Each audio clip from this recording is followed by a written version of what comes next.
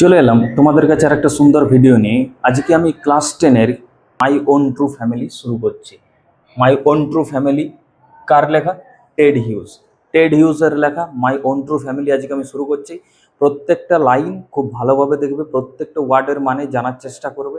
আমি সব কিছু বলে দেবো, তারপরেও যদি অসুবিধা হয় অবশ্যই কিন্তু পড়ার পরে কমেন্ট সেকশনে তোমরা জানাবে যে কোথায় অসুবিধা হচ্ছে, স্যার আরেকবার রিপিট করে দেন। এই জিনিসটা তোমরা কিন্তু বলবে কমেন্ট সেকশনে। তো চলো পড়াটা শুরু করা যাক। প্রত্যেকটা লাইন খুব ভালোভাবে কিন্তু দেখবে তোমরা। চলো, মাই ওন ট্রু ফ্যামিলি, এটা হচ্ছে lesson 4। My own true family written by Ted huge.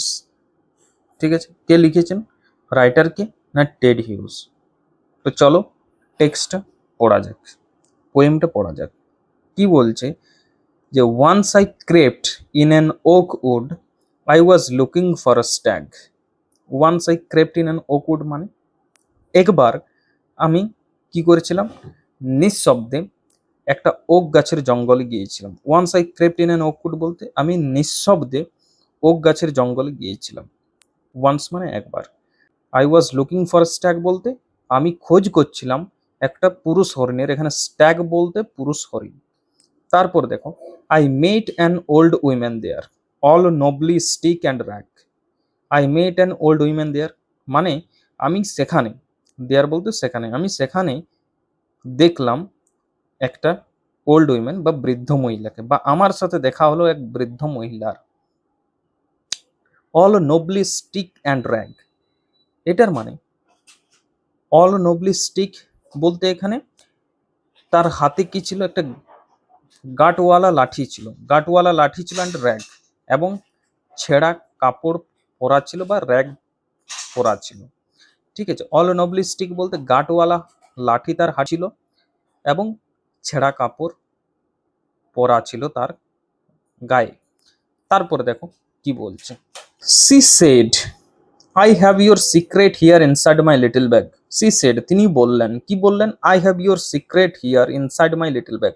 Inside বলতে মধ্যে, আমার ব্যাগের মধ্যে বা আমার ব্যাগের ভিতর। ঠিক আছে, ইউর সিক্রেট, তোমার কিছু সিক্রেট আছে, মানে বলতে চাইছে যে আমার এই ছোট্ট ব্যাগের মধ্যে তোমার কিছু গোপন তথ্য আছে, সেইটা তাকে বলছেন, সেই বৃদ্ধ মহিলা বলছেন। তারপরে দেখো, then she began to cackle and I began to quack.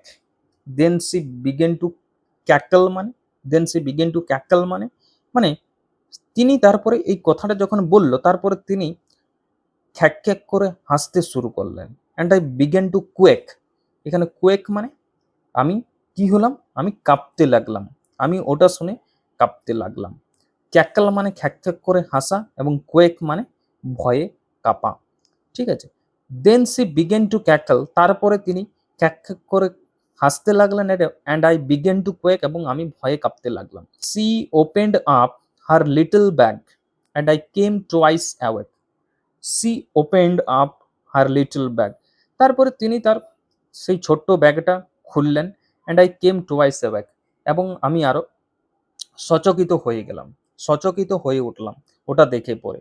Surrounded by a staring tribe, surrounded মানে পরিবেষ্টিত, পরিবেষ্টিত হয়ে বাই স্টিয়ারিং ট্রাইব, ট্রাইব বলতে উপজাতি, স্টিয়ারিং মানে এক দৃষ্টিতে তাকিয়ে থাকা, মানে আমার দিকে কি আছে না, এক দৃষ্টিতে একটা উপজাতি তাকিয়ে আছে, বা উপজাতি দ্বারা পরিবেষ্টিত, উপজাতি দ্বারা পরিবেষ্টিত যারা আমার দিকে এক দৃষ্টিতে তাকিয়ে আছে।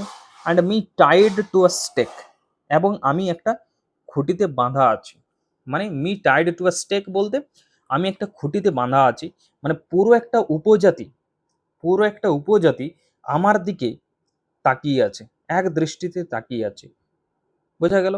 দে সেড, তারা বলল, we are the oak trees and your own true family, আমরা হচ্ছি ওক গাছ। We are the oak trees বলতে আমরা হচ্ছি ওক গাছ, and your own true family, এবং তোমার নিজের সত্যিকারের পরিবার। তারপরে দেখো, উই আর চোপড ডাউন, আমাদেরকে কাটা হয়। উই আর টর্ন আপ, আমাদেরকে উপড়ে ফেলা হয়। You do not blink an eye, মানে তোমরা চোখের পলকও ফেলো না। যখন আমাদেরকে কাটা হয়, আমাদেরকে উপড়ে ফেলা হয়, তখন তোমরা কিন্তু চোখের এক পলকও কিন্তু ফেলো না।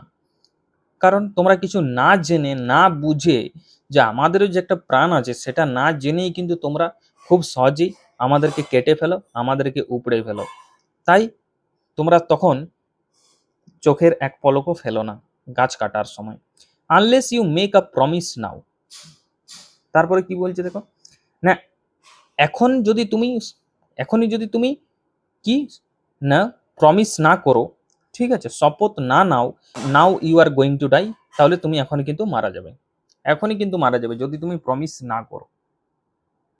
whenever you see an oak tree felled, কি শপথ নিতে বলছে দেখো, whenever you see an oak tree felled, যখনই দেখবে, যখনই দেখবে কি না একটি ওক গাছকে কেটে ফেলা হচ্ছে, swear now you will plant two, মানে শপথ করে এখনই যে তুমি দুটো লাগাবে। একটা ওক গাছকে যদি উপড়ে ফেলা হয়, একটা ওক গাছকে যদি কেটে ফেলা হয়, তাহলে তুমি শপথ করে যে তুমি দুটো লাগাবে, মানে একটা গাছ কাটলে দুটো লাগাবে, এই কথাটা বলতে চাইছে।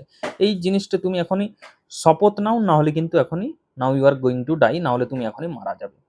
Unless you swear the black oak bark will wrinkle over you, যদি তুমি এখনই শপথ না নাও বা তুমি এখন যদি শপথ না করো, তাহলে ওই যে ওক বার্ক, ওক গাছের যে ছাল, ওক গাছের যে ব্ল্যাক ওক বার্ক আছে, যে ওক গাছের যে কালো ছাল, সেইটা তোমার উপর কিন্তু ভাঁজ ফেলবে বা তোমার উপরে উপচে পড়বে।